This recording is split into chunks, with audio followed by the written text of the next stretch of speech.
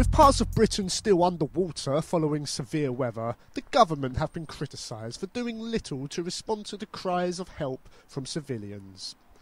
In addition to doing fuck all to help, the government seems to take no shame at all in charging these people 41p a minute just to make an emergency call to them regarding their helpless situation.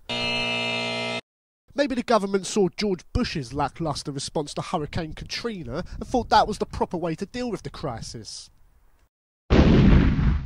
But a possible reason as to why MPs just sitting on their arses over the matter is the fact that they've just spent £30,000 of taxpayers' money, of course, refurbishing a Parliament building with comfy new seats. Replacing the old plastic chairs in Portcullis House, the members of Parliament decided to generously treat themselves to expensive padded seating. This in addition to spending the same amount just to have a dozen fig trees per year on the same property. Well, you know what? My sofa's getting pretty worn out. Maybe I should charge the taxpayers' money to get a new one. In it together, my fucking arse. And next up in our rogues gallery is Iain Duncan Smith, who has just sunk to new penny-pinching lows by wanting to take benefits away from the elderly. Yes, you heard that right. The Grim Reaper, the Work and Pension Secretary, has announced intentions to cut free travel passes, winter fuel allowances and free TV licences for OAPs, in a savage move that even David Cameron has been reluctant to touch. Is that your plan, Iain? Let the elderly freeze and walk themselves to an early demise just so the fucking state doesn't have to fork out for them anymore? For fuck's sake.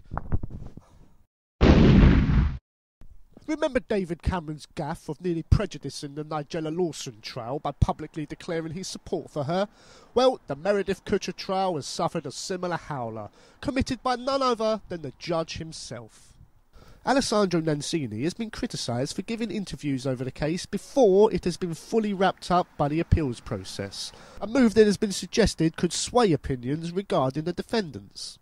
Mr Nancini has claimed he did so to relieve the emotional upheaval of sentencing two young people with lengthy sentences.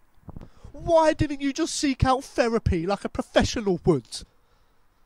The Winter Olympics in Russia continues to be bombarded over gay rights issues, but some attention has been given to a bizarre policy about their public restroom use. According to a sign outside the bathrooms, users are instructed not to go fishing in the toilet bowls. Considering fishing isn't part of the events, it's doubtful that anyone would be carrying a rod anyway. Newcastle fans have hit out once again at unpopular owner Mike Ashley by trying to sell him on eBay. Following another derby hammering to Sunderland, Toon Army supporters elected to put the Sports Direct man up on the auction site, accusing him of being a parasite who uses the club for his own means. The mock sale has attracted over 200 bids. Maybe we should all do the same to the Houses of Commons, trying to get some of our fucking money back! This week's weather is going to be wet, windy and generally miserable, leading to some parts of Britain probably being underwater, but then some of you already know that anyway. Thank you for watching the News Roundup.